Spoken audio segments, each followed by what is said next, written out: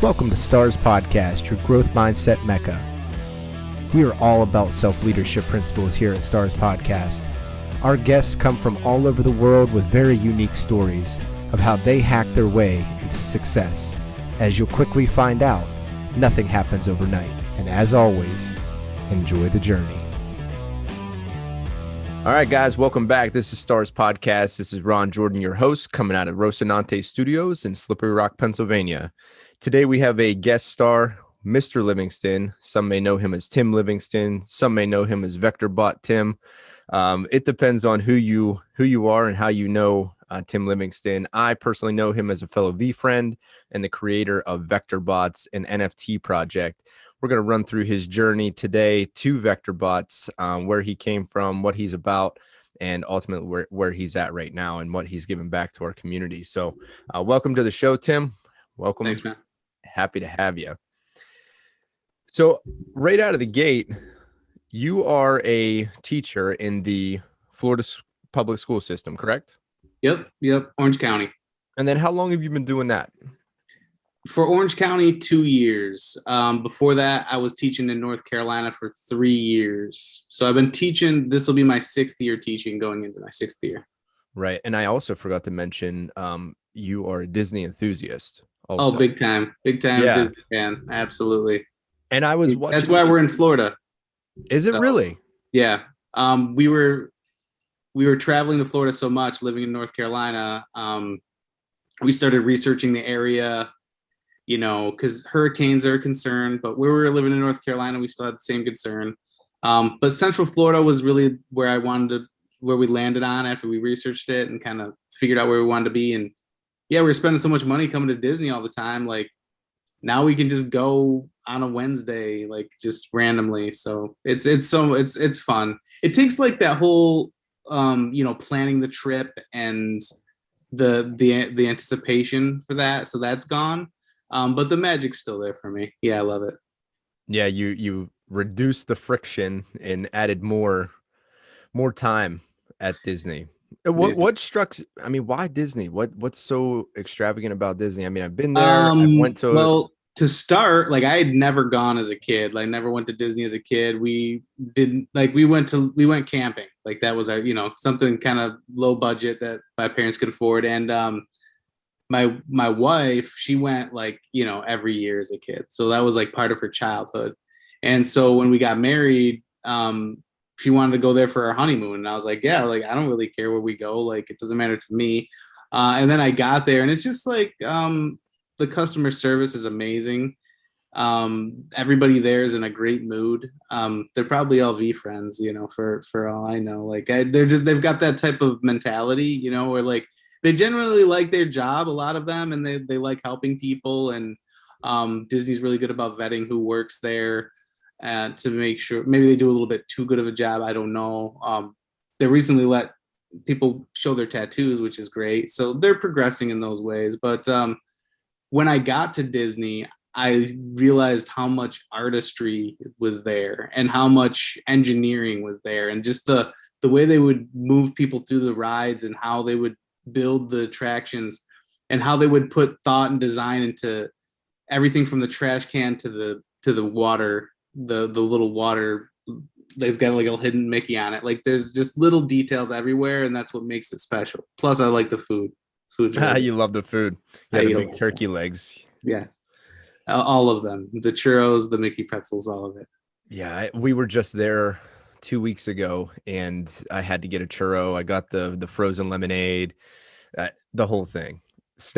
We ate at the diner where the Scooby-Doo attraction is right there. So yeah, we're big fans as well. And we tried to hook up down there and it just didn't work out. It was not good timing. Had too much going on, and I'm not good at planning things. So yeah, next time though, for sure. That's totally fine. Wish we could have done it, but hey, things happen. I wish my in-laws weren't in. They're not going to watch this, so I wish they wouldn't have come into town. It would have been a little bit easier for me. Yeah, well, that's got to be something too. Being close to an attraction like Disney, you become the pseudo Airbnb for family. Yeah, and my cousin was in town that same day too. So yeah, that's exactly what it is. But I love it. My mom won't come visit me though. She's like afraid of flying. So No I kidding. she's gonna, yeah, she's got to come though sometime soon. Now, Hopefully. not to get too deep into your personal life, however, you said you were in North Carolina recently. Is that where you grew up, born and raised? Oh no, I'm from New York actually. I'm from a really small town in New York called Perry. It's a tiny little town. Buffalo area. It's about an Mhm. hour south of Buffalo. That's where I went to college. I went to college at SUNY Buffalo and graduated there with a Bachelor of Fine Arts with a concentration in printmaking. So, to be honest with you, the first time I ever took a graphic design class, I got a D plus. In Um, graphic design. Now yeah, you're yeah. I took it again. I took it again. Like later to like boost my GPA, and I got like a C minus. So like, so it um, didn't do all that much better. no, it didn't really affect my GPA all that much. I had extra room in my schedule to do it, and I didn't take it seriously either time.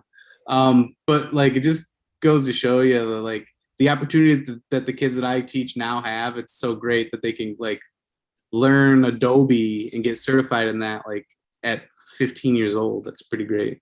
What does being certified in Adobe mean? Basically, I get them. There's this certification zone or company called Certiport, and they work with Adobe to create these tests that the kids can pass. And when they pass them, they're certified. That lasts for 3 years, and they can use that to get employment and show that they learned the program. Essentially, Oh, okay, I understand. So yeah, it's a recognized certification within the industry of graphic yeah, design. yep, yeah. If the kids were to take it on their own, like you could take it, but you'd have to pay money, to Yeah. take the test. So how much is a course like that? For the test, it's probably like 150 to 300 bucks to take the test. Oh, wow. And But you I mean, when you're buying in bulk with all those kids, like the whole school district, it becomes good. And also the state incentivizes. Like I feel it's kind of crappy for me as a teacher. I mean, it's good because I'm good at it, but it's also like all my principal. Well, my principal's great, but all the higher ups, all they look at is the data and like how many kids pass the certification because they get kickbacks for however many kids pass, and then so it's a kind of comes down to a money thing, which Yeah. your hands are tied in public school, and it's kind of tough in that way. But yeah, overall, it's a great opportunity for the kids, although money does get involved with it, and it's kind of like a Yeah, thing. of course. And that goes with pretty much anything that is with public services in general. There's always some sort of money trail involved with it. And for the checks and balances, the assessment of that is a test, for lack of better terms. However, you are in such a large school district, and being involved in that large school district, you're able to kind of see it from a point of view as well as hands on deck, because you're implementing the classroom work. What have you seen recently, as far as a curriculum goes, that is updating with the times that we're in right now? Whew, I don't see that happening. Mhm. It's on the individual teacher to update with the times, and I think last year we all did. And I like to consider myself pretty good with technology, but there was speed bumps that I had difficulty with. Just interacting with Zoom and being, like trying to manage 20 kids on Zoom and 10 in the class for one period, but then the next period there's 20 kids in the class and 10 kids on Zoom, and it's just like you can't have attention in both areas, and it's just we learned a lot. But I think as far as like what the state wants us to do, um, that's been the same for a long time. And for me as an elective, though, I can take it beyond and I can do more with it. I can be creative. The tests that the kids have to take for me, like I know what's on the certification exam. I've taken it. I know exactly what I need to teach. I've been effective at teaching it. So for me, it's easy. Plus, it's like it's fun. So it's like you want to do like long division, or do you want to make memes with me in Photoshop class? Like, you know what I mean? So it's like Yeah. it's a no brainer. The kids can attach to it, and we do stuff to get ownership of it. So I think like memorizing stuff is done. We don't need to do that anymore. And I think that schools aren't adapting to that mindset yet. But they are implementing curriculum like CTE, classes like mine, where we can get real world knowledge and certifications and applicable skills so we can go right into the workforce. Because I don't really think everyone needs to go to a 4-year school. I'm kind of against that. I think that people need to, it's crazy that 18-year-olds are pressured to sort of get a mortgage, and not even know what kind of job they're going to get with that degree and spend so much money. I know that, my wife's situation, she's pigeonholed to do one specific thing, and she's paid so much money to get certified in that you can't really change at this point. So I think kids should take a step back and just do a lot of different things, see what they like to do, and then pursue further education. Because you might only need like a trade school or an internship or a certification, and then you could be a graphic designer. You could make an NFT project if you know how to use Photoshop, and you could be your own boss. You can like the decentralization of this space creates a lot of opportunity. And I'm excited to share that with the kids. Yeah, and that's the other part of it too, is the public school system in general is sort of the funnel system that ends up becoming the workforce. So those people involved in the public education system, if you're not preparing them for the future and giving them new tools in their toolkit, to go out into the world that has progressed, it's a difficult task. However, with your latitude that you have inside of your classroom, being an elective, sort of having the experience and knowing what to expect on the test itself, you can weave in, because you're so passionate about what you do, that you're able to weave in and be an artist with your class as well. I think sometimes we overlook the ideas, or even just the artistic ability it takes to navigate those waters and problem solve, and being able to pivot. Yeah. So kudos to you for doing that. I guess let's jump to where you're at right now. You have exposure to NFTs, non-fungible tokens. Can you run me through your exposure to NFTs and how you see it being implemented in your classroom? Implementing the classroom is going to be tricky because I don't know how to bridge that. Because I think I need to. It's hard to say, hey, I've got these robots and I'm selling them in this marketplace. It's like showing kids eBay and then having them look around in a marketplace, right? Because that's what they would be doing. And although they couldn't have MetaMask and all that, there just might be some weird stuff there. But I would love, and it doesn't align with the curriculum, right? So I can't really like push the NFTs. But what I see NFT space being utilized for is like commemorating events. It would be really fun if I could get some kids' artwork and make NFTs of it. Like, maybe I could work with the arts teacher and she can like photo, and I can like catalog it, and like we can make like a little NFT, like keep those keepsakes. And if the parents wanted to, then we could show them how to, wouldn't you want to have something like on the blockchain that was like created by your it's sort of like a time capsule is what I look at them as, is like a timeline. If you had it as a time capsule event, or something where it's a collective piece. There was something that we got involved in. My wife and I, we got our daughter a gift for Christmas one year, and she was able to do a sketch and then be featured in a sketchbook inside of a museum.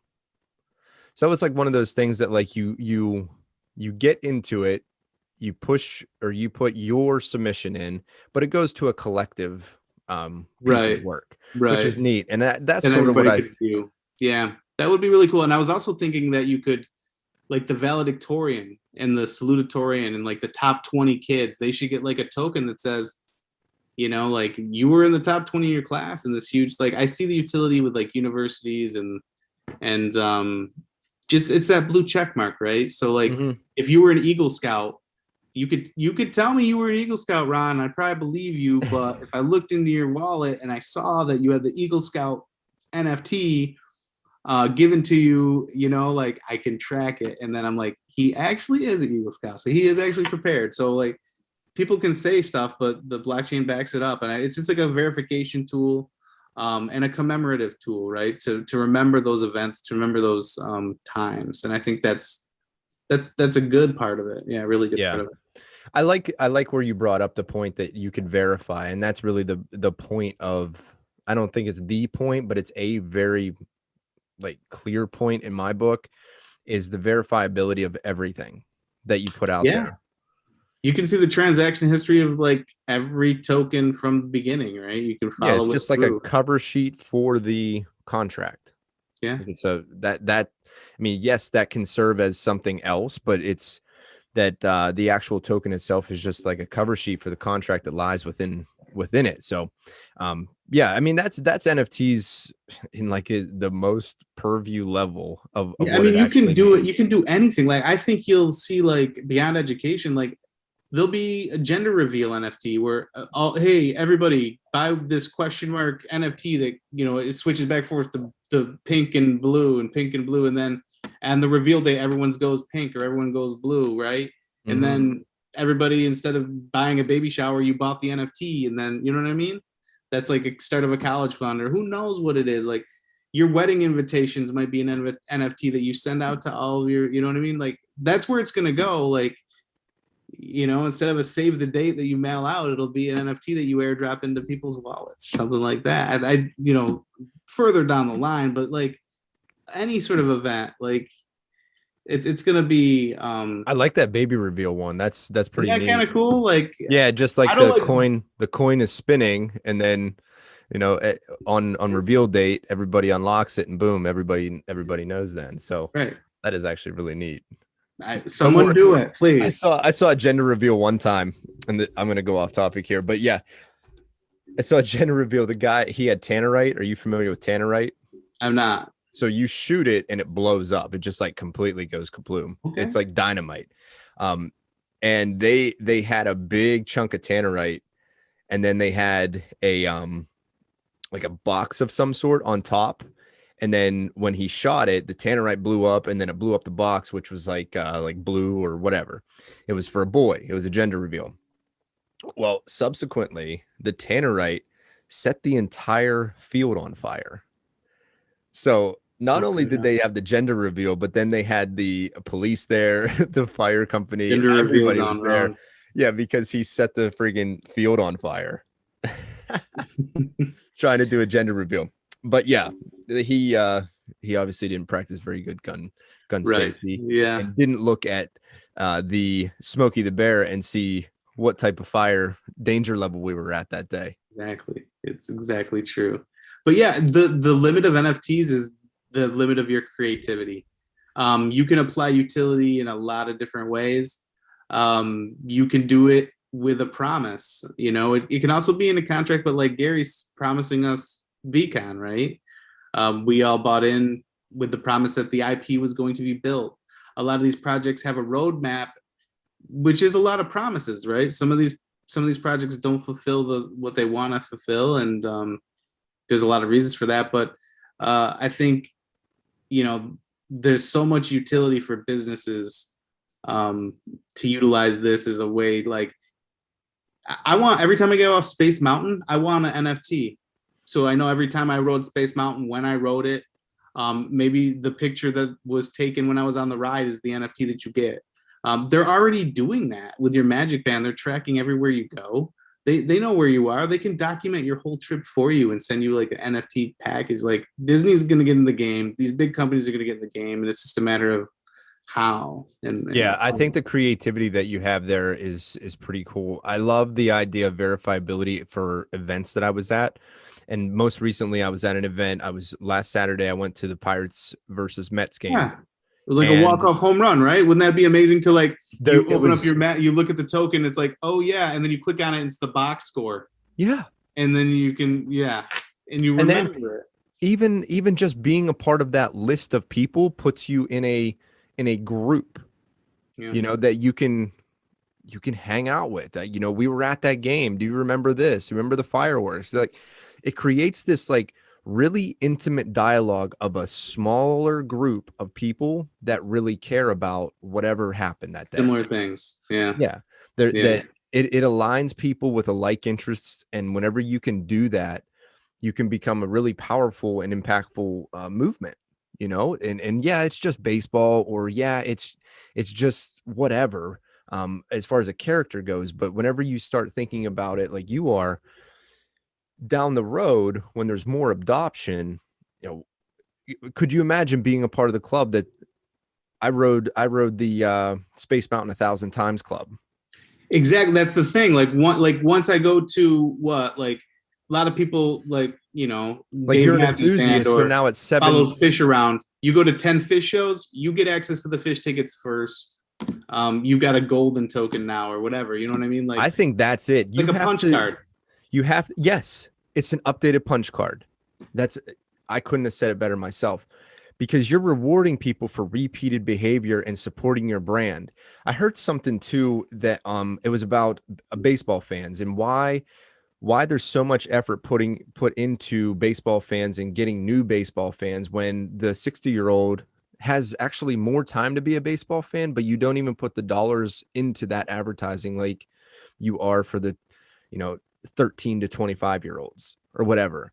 It was something that they were discussing, and I said, man, that's totally like right on point. And could you imagine if you were a lifelong Disney fan from the time you were 18 until 60,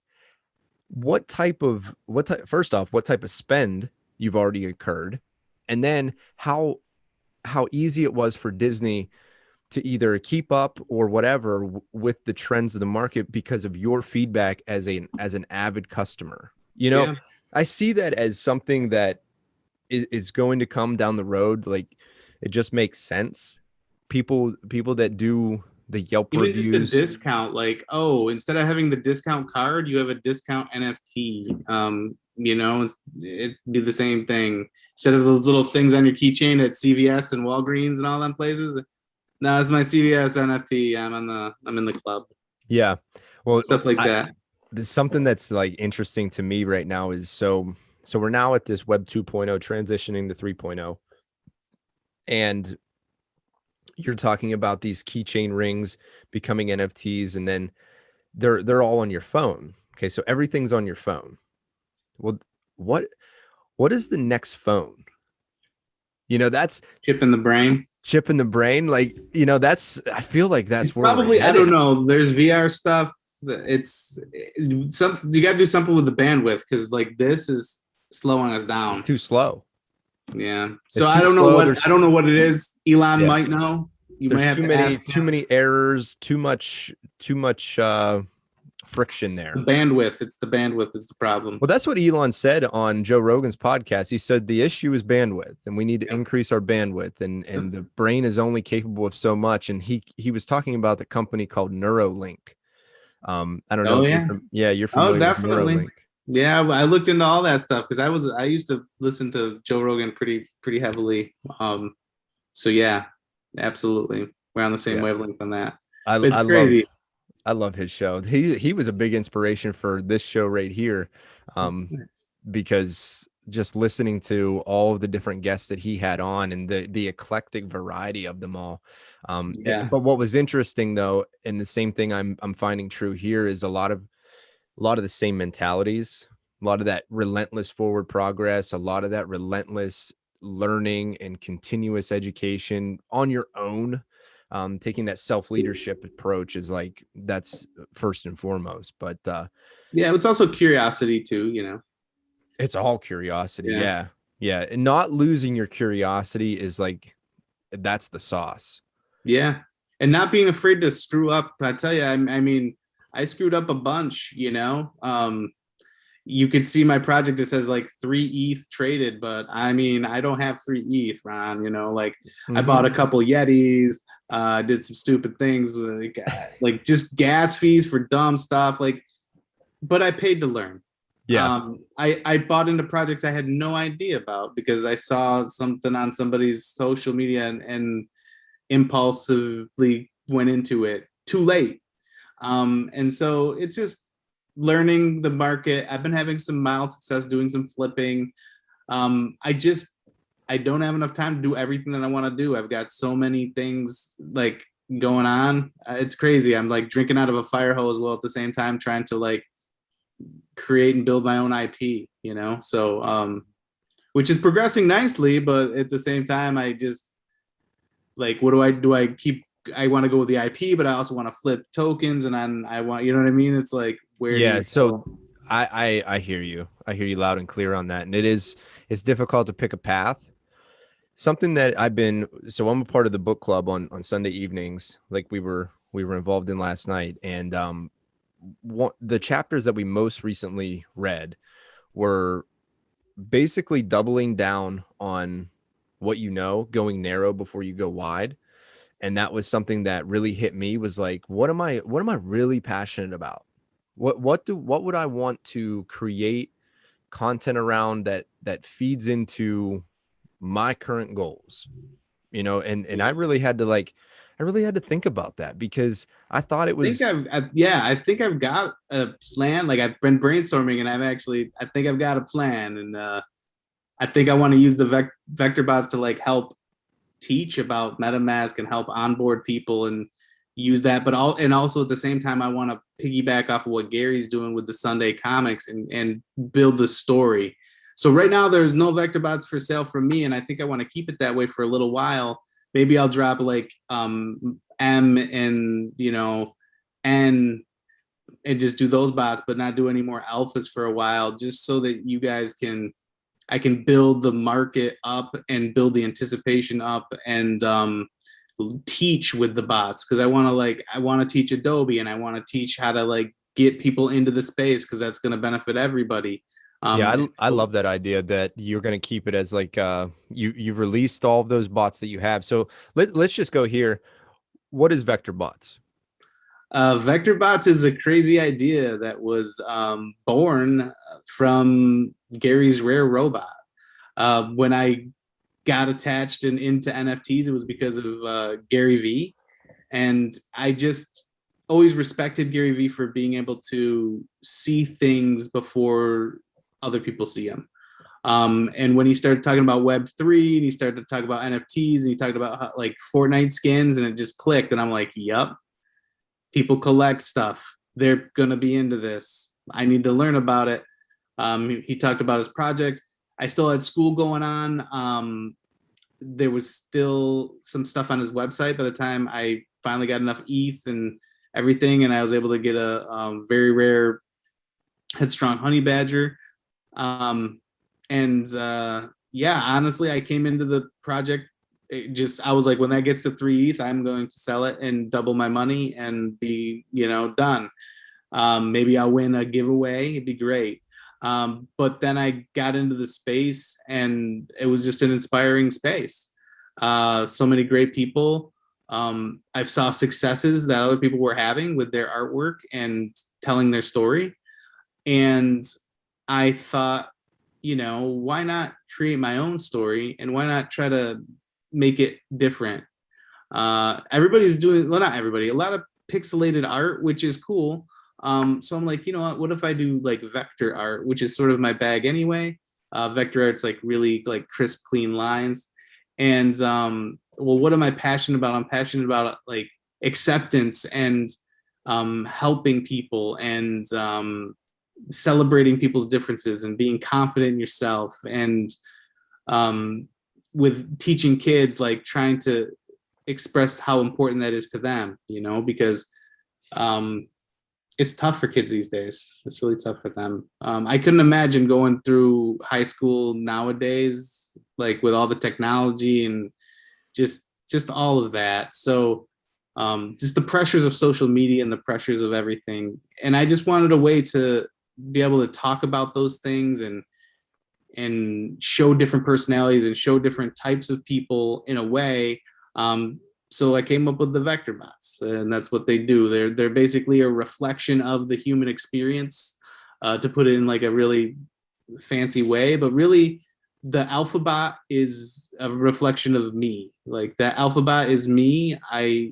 As a robot character, he represents somebody who wants to help everybody. He can get overworked. He gets, system overload if he helps too many people. So I'm developing the stories of these bots, but they represent personalities and cultures and character traits and disabilities and just things that everybody deals with, that maybe would be hard to talk about Ron's ADD, but it's easier to talk about Tango's ADD and how Tango deals with it, and stuff like that. So talking about issues, about using these characters to talk about the issues. Right. And then whenever you're talking about the issues, are you relying on anybody for their expertise on those subjects? Yeah, that's a great point. So a lot of Clubhouse chats, and I've got my own Discord where I, just talk about, hey, what does this letter make you think of? How would you display this type of behavior? What shapes would you use to express this feeling? And so it's a community effort all coming together, because I don't have all the answers. I've got characteristics that I've dealt with growing up, but everybody's got something to share that adds to the overall story and the depth of the characters. And so that's exciting, and they're still being developed. Like, I have a loose structure of what they're going to be like, but I'm going to need to really kind of iron them out here.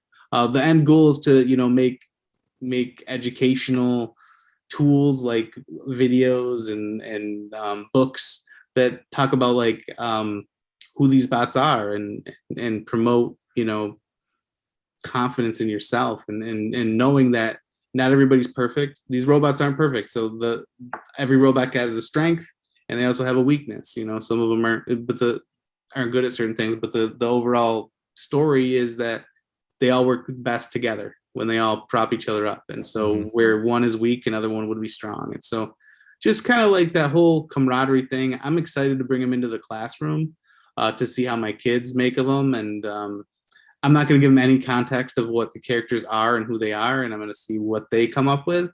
And then it's at the end of the day, when I finally iron it all out, I think these characters are going to have a lot of depth and be really special. So it's a continuous effort by the community, to answer your question. And it's just getting started. These are like this is like, if you own a Vectorbot, it's like having this sketch, it's like my Mickey Mouse sketch.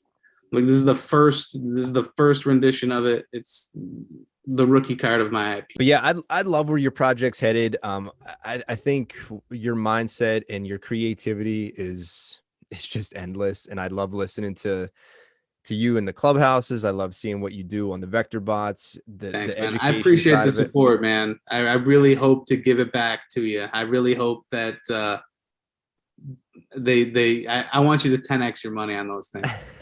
That's my goal.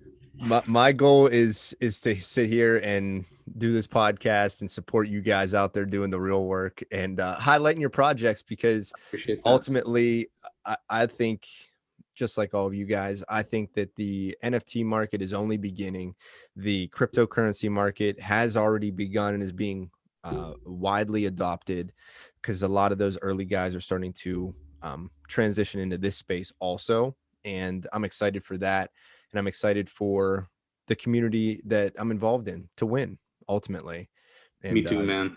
yeah, for sure. So Tim, where can they find you at? What do you got going on? Yeah, it is Vectorbot Tim everywhere. So Twitter, Vectorbot Tim, Instagram, Vectorbot Tim. If you search in OpenSea, you can just search Vectorbots, all one word. If you go to any of my socials there, Twitter, Instagram, you'll find a link to the bots. So you're gonna see them in there.